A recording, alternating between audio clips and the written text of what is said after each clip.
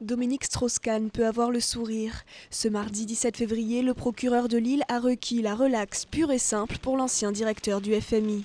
Lors du procès pour proxénétisme aggravé dit du Carlton, DSK a toujours nié être au courant que ses partenaires étaient des prostituées. Le procureur a souligné que même s'il est un homme puissant, il reste injusticiable comme les autres.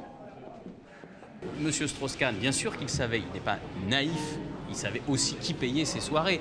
Mais dans le dossier, au moment où les actes de proxénétisme étaient réalisés, on ne pouvait pas prouver de façon certaine qu'il avait connaissance de présence de prostituées à ce moment-là. Et c'était ça l'enjeu de ce procès, c'était de savoir si oui ou non il savait à un moment précis qu'il y avait des prostituées dans ses parties fines. En l'espèce, on n'a pas pu en démontrer avec certitude.